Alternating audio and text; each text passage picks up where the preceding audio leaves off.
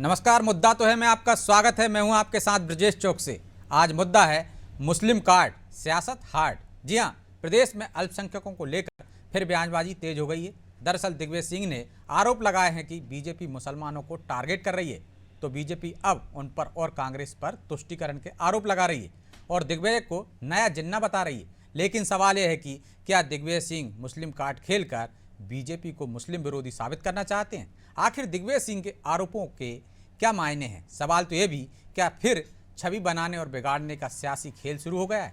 आज चर्चा में इन तमाम सवालों की तह तक पहुंचने की कोशिश करेंगे, लेकिन पहले देखिए रिपोर्ट।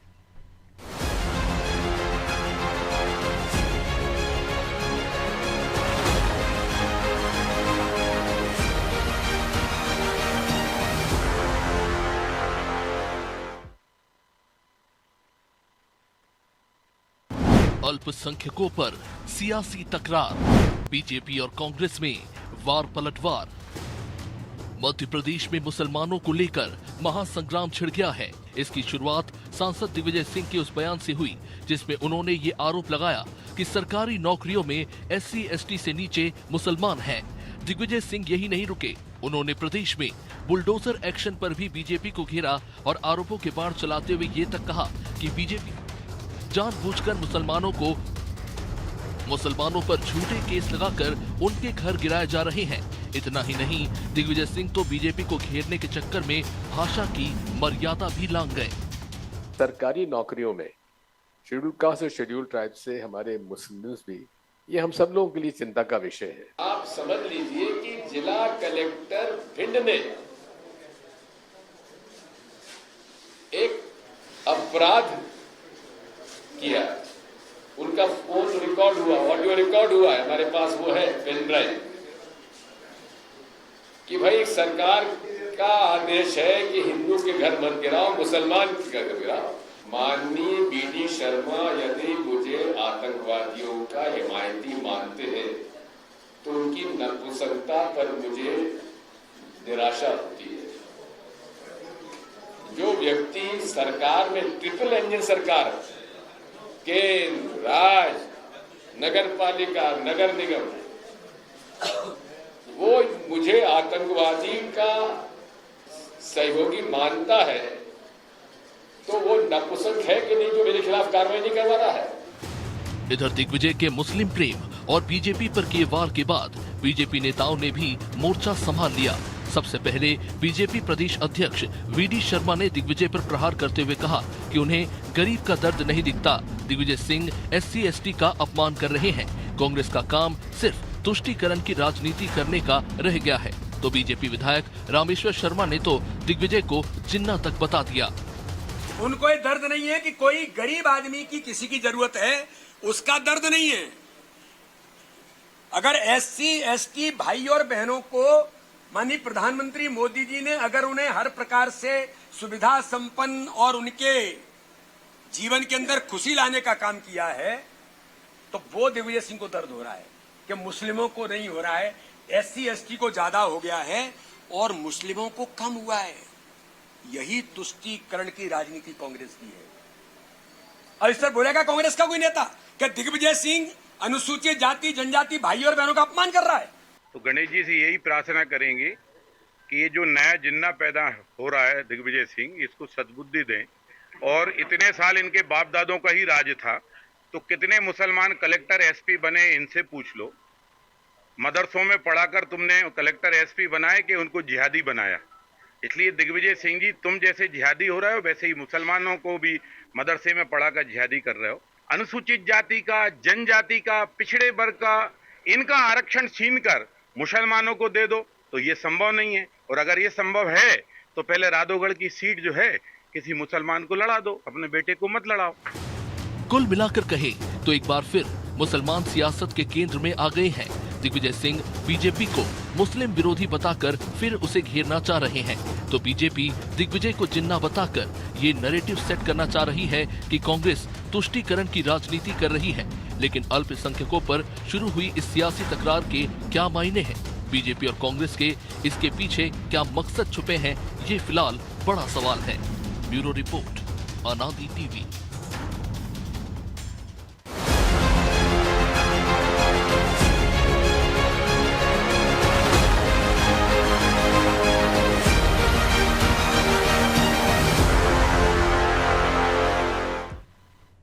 तो उस मुद्दे पर चर्चा के लिए हमारे साथ जुड़ गई हैं बीजेपी प्रवक्ता गुंजन चौक से, कांग्रेस प्रवक्ता रवि वर्मा और हमारे सहयोगी प्रभु पटेरिया।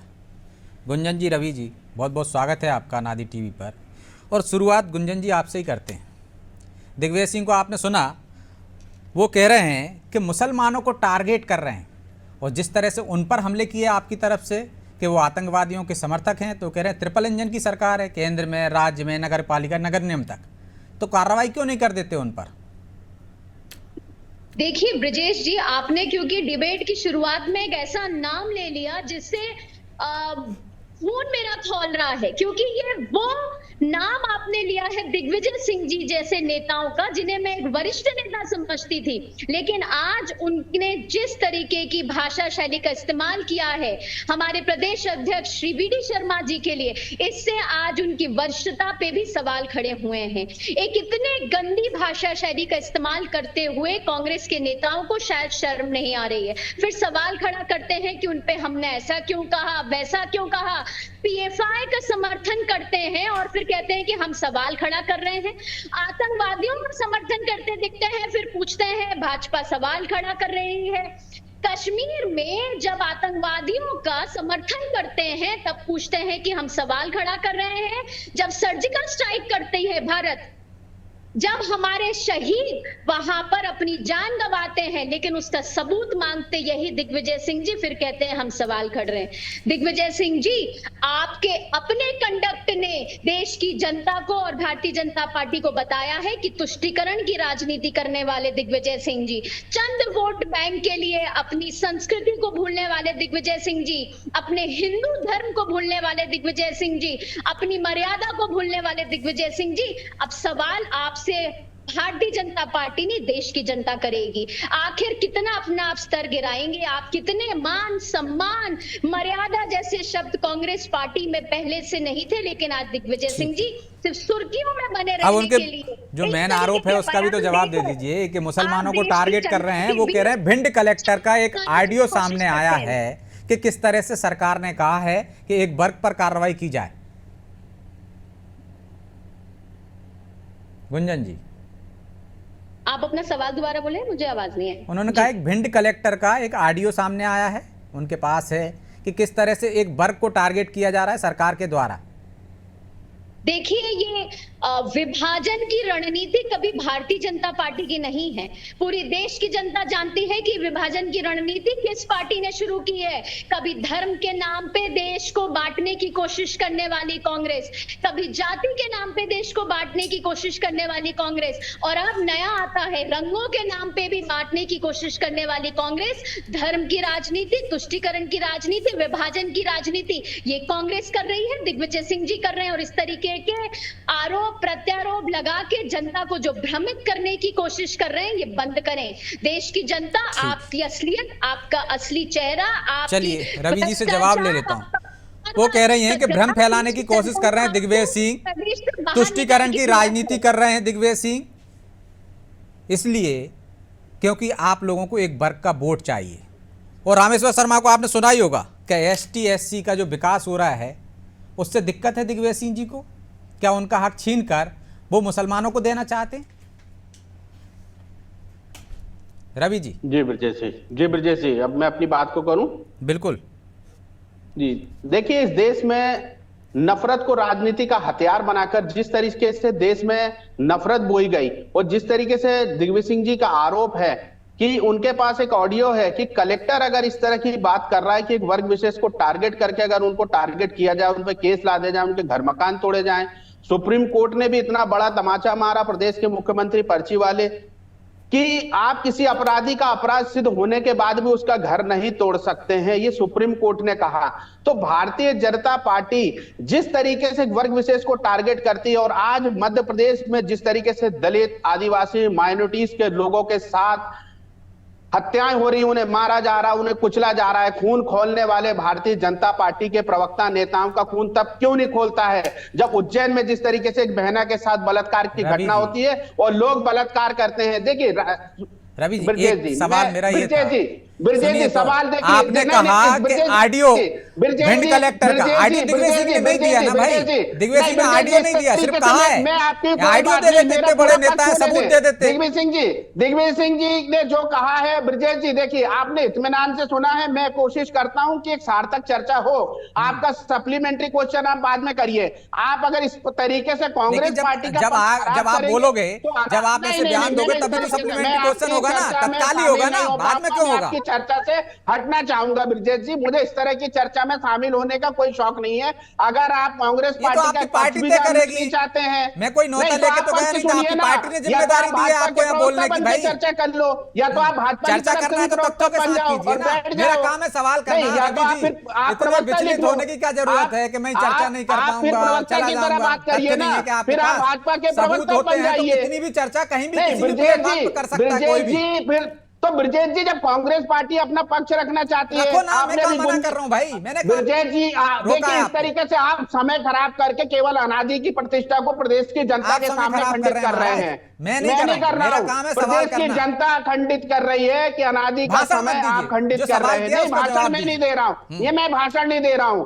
आपने भाजपा के प्रवक्ता को पूरा समय दिया, आपने इंटरप्ट किया नहीं किया, तब आपका सप्लीमेंट्री क्वेश्चन नहीं आया था। जब मैं आपका सवाल नहीं, देखिए आपके दो चार सवाल कर लीजिए, मैं लास्ट में 1 मिनट में इन सब चीजों का निपटारा कर लूंगा। मत करो, समय जा रहा है। नहीं देखिए, मैं आपकी सारी बातों का निपटारा कर लूंगा। आपके मुद्दे पे आ जाओ रवि जी, आपके पास तथ्य हो तो रखिए, इधर उधर की बातों में मेरे पास समय खराब कर रहे हैं आप, फिर कहेंगे समय नहीं दे रहे हो आप। चर्चा करना, आप मुझे पर पूरा डिबेट कर लेते हो। सबसे ज्यादा कांग्रेस की दिक्कत क्या है कि डिबेट एंकर से करते हैं। चलिए बोलिए। एंकर से नहीं करते हैं, एंकर को भी अपना पक्ष सुधारना होगा। ये कब तक भारतीय जनता पार्टी की बी टीम बनकर भाई, मैं तो करेंगे? ये भी नहीं काम कर रहा हूं। नहीं, आप अपना नहीं, आप ये अपना वाले कुछ भी आपके पास जवाब नहीं रहता ना रवि जी। इतनी देर से आप मुझसे उलझ रहे हो। मैं कह रहा हूं तथ्यों पे बात आ जाइए, मुद्दे पे आ जाइए, तथ्यों पे बात कर लीजिए। तथ्यों पे बात कर रहा हूं। जब आपको अपना जवाब दे रहा हूं तब आप जवाब नहीं सुनना चाह रहे हैं, या तो पूरा सवाल सुन ले मेरा। उसी पे बोलते रहेंगे क्या? बोलिए ना, बोलो। नहीं, कब बोलेंगे? जब आप इस तरीके से हमारा पक्ष खराब करेंगे और एक पार्टी का पूरा पक्ष सुनेंगे। कहाँ है ब्रजेश जी? देखिए, न्याय संगत चर्चा करिए, या तो आप मुझे चर्चा में न बुलाया करें। अब आप मुझे आधा घंटा, भाई मैं नहीं बुलाया, मैंने बुलाया, आपकी पार्टी ने भेजा भाई आपको। नहीं तो आप अपनी पार्टी से कह दीजिए, हमें न बुलाया करें। अरे हमारा काम है भाई, आपकी ड्यूटी किसने लगाई? बताइए। काम है, हमने लगाई क्या है? तो फिर चर्चा में करिए ना रवि जी। आप अगर देखिए कांग्रेस पार्टी का पक्ष सुनना चाहते हैं, आप मुद्दे पर जाइए, मुद्दे पर जवाब दीजिए। मुद्दे पे जब मैं आऊंगा तब आप मुद्दे पर सवाल सुनेंगे। मुद्दे पे बोलिए आप, मैं आगे बढ़ जाऊंगा। नहीं हाँ, मुद्दे पर जब आप चर्चा कराएंगे, मुद्दे पे चर्चा होगी और आपको उसी मुद्दे पे बात कर रहा हूं, उसी मुद्दे पे काउंटर सवाल किया मैंने। अरे काउंटर सवाल जब होगा ना, आपने काउंटर सवाल जब किया आपने। अभी आप 10 मिनट से मुझसे बहस कर रहे हैं। 10 मिनट में कितने तथ्य होते हैं आपके पास तो रख देते हैं रवि जी। आपने शुरू की, मैं लौट रहा हूं आपसे, आपने शुरू की तो आपके साथ चलेगी। दर्शकों का टाइम खराब नहीं करना चाहता हूं। नहीं, मैं भी नहीं चाहता। मैं दोबारा बोल रहा हूं, मैं चुप हो रहा हूं, आपके पास तथ्य हो तो जवाब दे दीजिए। मेरे पास तथ्य हैं और तथ्यों के आधार पर मैं चर्चा करना चाहता हूं। बोलिए। इस देश में जिस तरीके से नफरत को राजनीति का हथियार बनाकर भारतीय जनता पार्टी राजनीति कर रही है, और दिग्विजय सिंह जी कह रहे हैं कि एक वर्ग विशेष को टारगेट किया जा रहा है, और सुप्रीम कोर्ट ने भी जब कहा है कि अपराध को अपराध सिद्ध होने के बाद भी उसका घर नहीं तोड़ सकते हैं। आज का अभी का ताजा मामला है कि शेखावत के भाई लक्ष्मण और शुक्ला ने जो है एक साधु संत को मारा। उज्जैन की घटना है, भारतीय जनता पार्टी के पूर्व कैबिनेट मंत्री हैं वो। कब बुलडोजर जाएगा, ये बड़ा सवाल है। अभी आप कह रहे हैं सुप्रीम कोर्ट ने कहा है कि आप किसी का मकान नहीं, दो तरह की बातें कर रहे हो ना आप। नहीं, अब आप कह रहे हो शुक्ला है तो मकान तोड़ दीजिए। एक तरफ आप कह रहे हो नहीं तोड़ना चाहिए। भाई एक स्टेप तो कायम रखो, किसी का भी नहीं तोड़ना चाहिए या तोड़ना चाहिए। को टारगेट करेंगे तो विपक्ष और देश की जनता ये सवाल लगातार पूछेगी कि अब आपका बुलडोजर कहाँ है? क्यों भारतीय जनता पार्टी हाजी के घर पे चला है तो सबके घर को नेस्तनाबूद कर देना चाहिए, कहा जाता है। आपको जाना होगा ना, आपको ये तय करना होगा, भाजपा को ये जवाब देना होगा। खून खोलने वालों का आप क्यों खून नहीं खोल रहा? जब एक हिंदू को मारा जा रहा है, एक हिंदू साधु संत को मारा जा रहा है, उसके कपड़े उतार कर मारे जा रहे हैं, तब ये भाजपा प्रवक्ताओं का खून क्यों नहीं खोलता है? हो गई आपकी अरे रवि वर्मा जी, क्षेत्र देख के धर्म देख के बात पलटने ये का भारतीय जनता पार्टी का काम है, ये भारतीय जनता पार्टी का काम है। भारतीय जनता पार्टी का खून क्यों ठंडा पड़ जाता है जब एक हिंदू साधु संत को मारा जाता है उज्जैन में और भारतीय जनता पार्टी के नेताओं की संलिप्तता आती है, तब आपका बुलडोजर कहां जाता है? तब ये बुलडोजर क्यों भारतीय जनता पार्टी के दफ्तर में ताला लगा के रख दिया जाता है? दिक्कत है या किसके यहाँ चलेगा, इससे दिक्कत है कि किसके यहाँ नहीं, चलना न्याय चाहिए?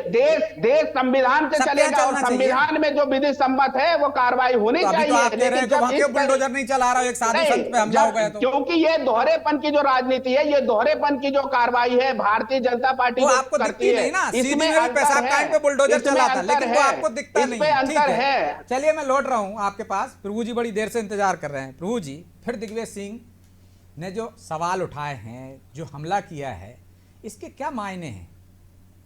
क्या तुष्टीकरण की राजनीति है या दिग्विजय सिंह कुछ और ही राजनीति कर रहे हैं? अब ब्रजेश, निश्चित तौर पर कुछ और राजनीति इसमें दिखाई दे रही है। देखिए, जब सुप्रीम कोर्ट ने कह दिया है तो उसके बाद एक अलग लाइन हो गई है कि अब कहीं बुलडोजर ऐसा नहीं चलेगा। सुप्रीम कोर्ट ने कहा इस पे गाइडलाइन बनाए, राज्य सरकार सुझाव मांगे हैं उसने। तो निश्चित तौर पर जब सर्वोच्च अदालत यदि ये कह रही है कि भाई बगैर जांच पड़ताल किसी के अपराधी के घर पे बुलडोजर ना चलाया जाए, तो निश्चित तौर पर अब ऐसी कार्रवाई तो होती हुई दिखाई नहीं देगी जैसी अभी हुई थी। तो लेकिन अब उसके बाद ये जो एक राजनीति का नया रंग जो मुस्लिम राग अलापा जा रहा है, तो कांग्रेस को पहले ये समझना होगा कि कांग्रेस बहुसंख्यकों को भी वोट चाहिए उसको, या सिर्फ 20% वोट पे ही कांग्रेस की सरकार बननी है। राहुल गांधी जब जाति का बात लेकर आ रहे हैं, उस सबको जोड़ने की बात कर रहे हैं, उस बहुसंख्यक वर्ग को निशाने पर लेकर चल रहे हैं कि वो अपनी तरफ ले आए उनको, तो उसमें फिर दिग्विजय सिंह ऐसा करके कांग्रेस के पक्ष में है या विपक्ष में। और एक बड़ी बात जो आपने सवाल किया था जिसका जवाब रवि वर्मा जी ने नहीं दिया, सवाल यही है कि जब दिग्विजय सिंह ने कहा कि उनके पास भिंड के कलेक्टर का ऑडियो है, तो बिना प्रमाण के आप आरोप लगा रहे हैं, प्रमाण दीजिए ना, ऑडियो सुना देते मीडिया को, वहीं वायरल कर देते ऑडियो। जब कलेक्टर का ऑडियो है तो वायरल कर सकते थे आप। ऐसे ही खरगोन दंगे के समय उन्होंने कहा कि ये खरगोन की मस्जिद में जो है वहाँ झंडे लगा के वो किया जा रहा है, तो देखिए उसके बाद कैसा दंगा भड़का था।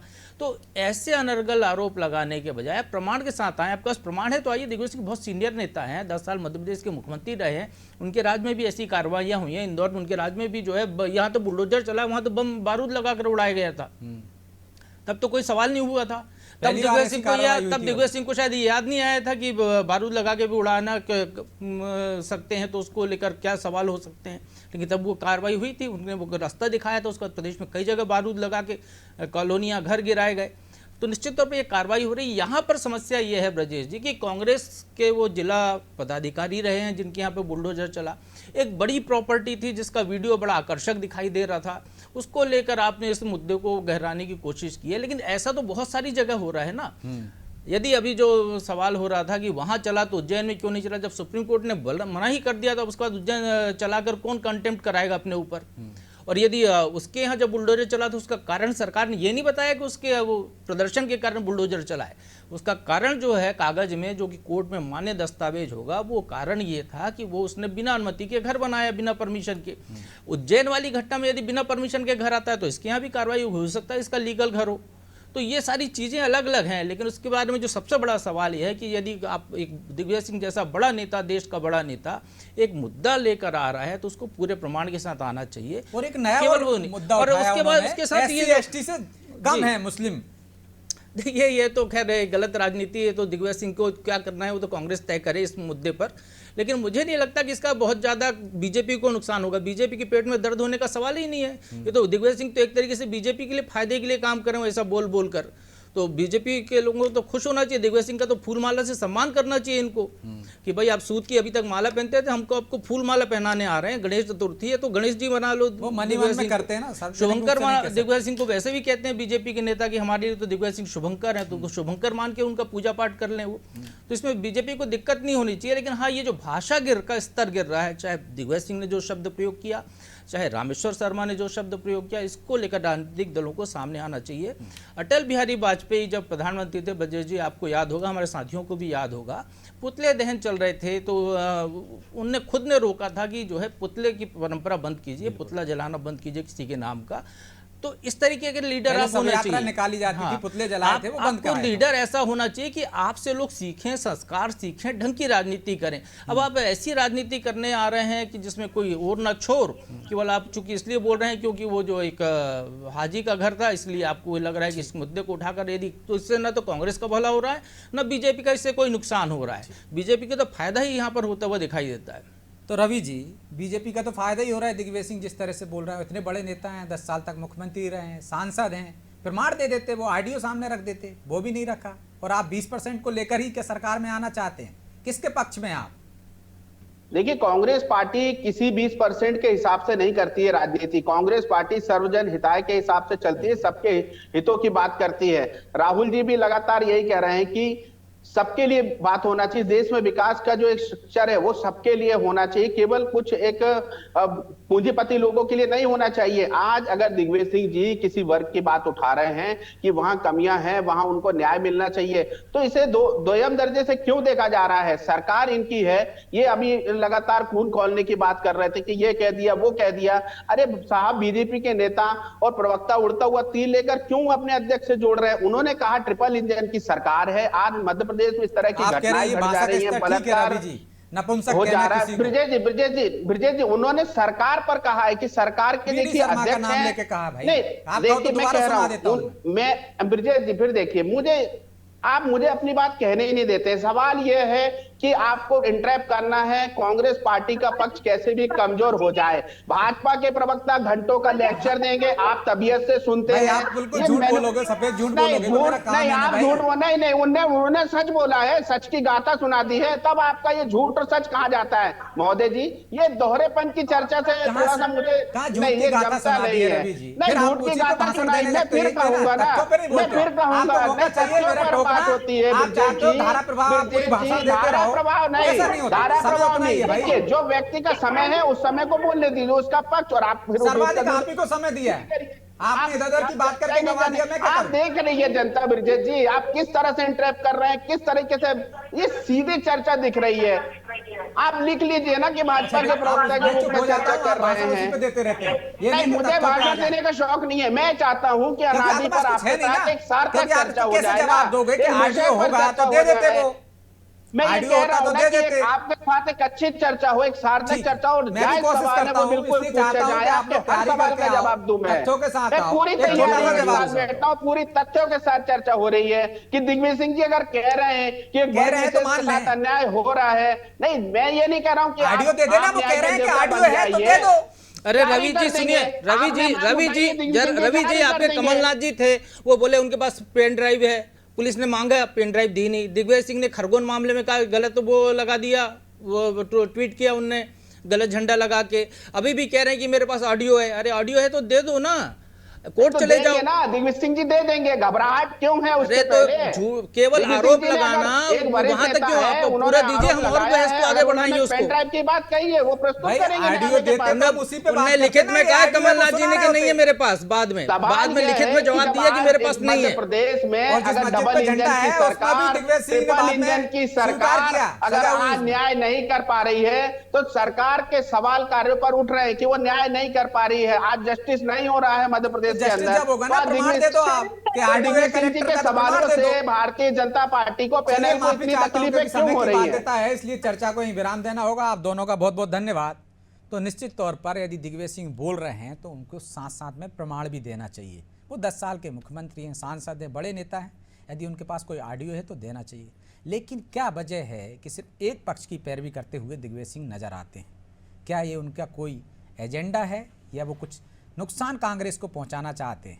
क्या वजह है दिग्विजय सिंह के बयानों के मायने सियासत के गलियारों में निकाले जा रहे हैं, लेकिन वो हैं कि इस तरह के बयान देते रहते हैं। बहरहाल मुद्दा तो है। मैं इतना ही, मुझे दीजिए इजाजत और आप देखते रहिए अनादि टीवी। नमस्कार।